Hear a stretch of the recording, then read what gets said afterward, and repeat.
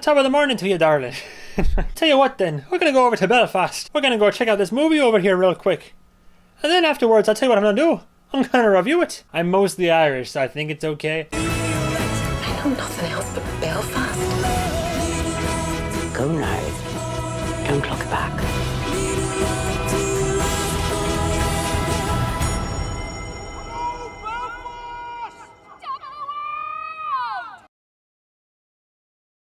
Yeah, today we have Belfast in my shitty on-again, off-again Irish accent. So Belfast came out this year, 2021. People probably haven't heard about it.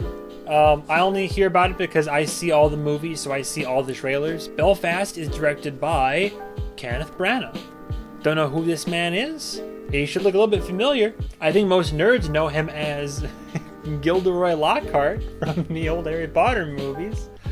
And if not that, I think one of my more recent favorite roles of him would probably be the man with the brilliant mustache from Murder on the Orient Express. So you'd also know him from that, maybe. But this man apparently is not only an actor, very famous at that, but apparently he's also a writer and director and producer and all the things. So I don't know if this is his directorial debut, but he wrote and directed this. And it's basically just about like a little...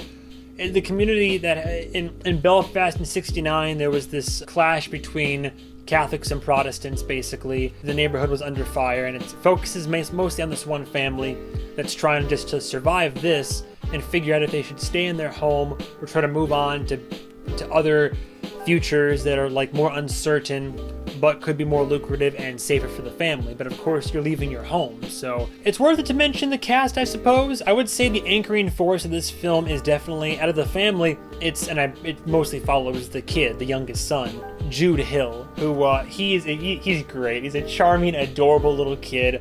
I love him. Very similar to Jojo Rabbit, like that movie, but the lead kid in that, but less blind fanaticism. The message isn't about that in this film, but it is about a very impressionable young kid who is still in his childhood, in his youth, and who is trying to like grow up with his family and experience the world, but is also experiencing the rioting going on and the instability of the family's financial future and overall well-being. But the actor who plays this kid has only really started like acting this year, so I mean, for this to be one of his first roles, like one of his first maybe breakout roles, like this kid's going places. He was really great. I thought he was very charming, and I very much cared about him and what happened to him. There's some big names in there too. I mean, hell, Judi Dench is in this, but I'm gonna just say the main core three. I know it's a family of four, but the core three are the kid, and then you have the husband. I didn't realize this until after I saw the movie, but the husband's played by Jamie Dornan, who is best known, hands down, for Christian Grey from the 50 Shades of Grey franchise. So thank God I didn't have that context going into it. Otherwise, I would have seen nothing but that as I watched him. But just seeing him as this, like, Irish fella who was trying to help his family out and be, work and try to be there for the family. I mean, overall, yeah, he did a really good job. I don't know how his acting was in 50 Shades, but it was great in this, so. And then you have the mother, discount Jennifer Lawrence. It's Catriona Balfe? Don't know quite how to say the name. Didn't do enough research beforehand, but she's great too. Turns out she actually is fairly well known. She actually was an actor throughout most of Outlander, and also Dark Crystal: Age of Resistance, rest in peace to season 2, which will never happen, which Netflix likes to cancel all the really good shows. But suffice to say, while the son is brand new to the acting scene, the mother and father have been going at it for a little while. So everybody involved in the cast does a really good job, so no complaints there. It's just kind of like a nice, simple story about a family and kind of childhood and all this. It's not, I mean, it's a bit more complicated than that. The film does a decent job of bringing forth these themes and these issues of religious persecution, mainly the tensions between the Catholics and the Protestants in the film, but also, like, there's the fear of, like, these families that do have to immigrate for better and safer lives, and it's that the fear of going to a place where nobody might understand you or accept you or look down upon you because you sound different, because you look different, because you talk different. And those are legitimate fears for a lot of immigrants back when they had to make those big calls and those big choices. But it's also nice because the film brings about this ideology, especially into this little boy's life, of tolerance, of just because somebody doesn't believe or practice what we might believe or not practice, then that's not any lesser of a person. They're still welcome in our home, they're still good people, and it's trying to instill that message into both the audience and also this little kid. I like the choice of doing black and white. It's probably the most notable part of the trailer. 99% of the film is black and white, which I think adds a certain layer of, I don't know if you would say authenticity, but it definitely makes it feel like, an older film, or that it took place in the past. Because it's still in 4K, so it's nice and clear and looks very pretty and all that. Nothing too fancy. We're just kind of in and out of homes, through some streets and all this. It feels kind of low budget because of the black and white choice. It also makes it feel like just somehow older, so it works.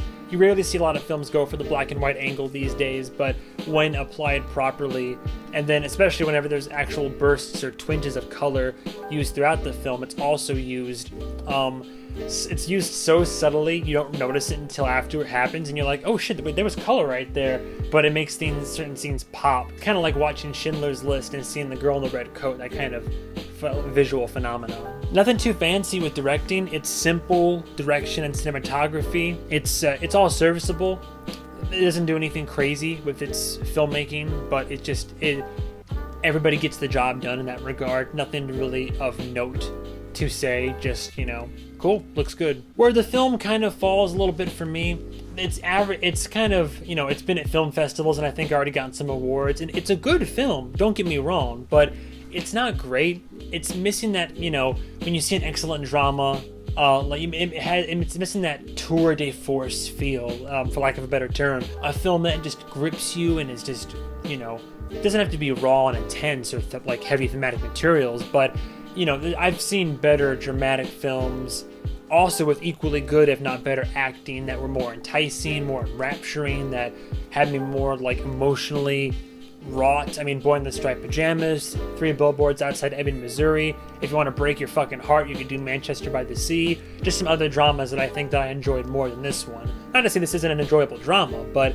it could have been better, and it felt that way to me as well. Just emotional, but not gripping, and it's lacking that certain wow factor, like a narrative that will really grip you. A lot of films can sway me one way or the other based on how gripping and how entertaining it is, and how visceral, and how just overall engaging and good the narrative is. And this is a good story, and it's a real story. It's based on real events. This is shit that actually went down in Belfast in 1969. These are tensions actually being felt, families actually suffering. I love how the movie is bringing that to light and talking, just keeping that alive, keeping the memories of these people alive by just telling their story, basically. A lot of these films these days will do that, just kind of tell that story, show that struggle, but also leave you with a little bit of hope by the end of it, of a possible better life, and people that you see this day that did make that jump and were able to give their families better lives, and then their children's children had better lives, and it all worked out. Yeah, it's going to be a kind of short review overall. I don't have a lot to say about this film. It was just about an hour and a half, hour 40. Overall, it's good, but it lacks the wow factor. It lacks what would have me going out of my way to buy it, to go see it later. There's other more enticing dramas that I've seen, both based on true events and both not. And not to say that this wasn't a bad film. I know I say that a lot. It's not a bad film. It's not. I don't know if I'd recommend seeing it in theaters. It's worth a watch, especially if you have Irish family, or if you have any connection to the history. I will say, part of what gave me a bit of connection myself was that when I was growing up, my father was present in my life, but at the same time, I predominantly lived with my mother, so she had to be the mother and the father, the whole family all together. Now, picture that. In this movie, it's still kind of there's 2 kids, so he's the youngest, he's not an only child, but I got the vibes of a mother trying to keep the family together financially, mentally, emotionally, and then a kid just growing up in this whole situation, but the mother trying to kind of not hide life from them, but shelter them enough so the kid gets to still have his childhood. And I kind of empathize with that because my growing up was very similar in that I never knew if we were struggling financially or kind of the demons of the world until I was, actually growing up in my formative years. But I had a childhood. I had childhood friends, and even if there was shit going on in the world, it was more about, what toys, what friends, what school, like the family, the main points of life.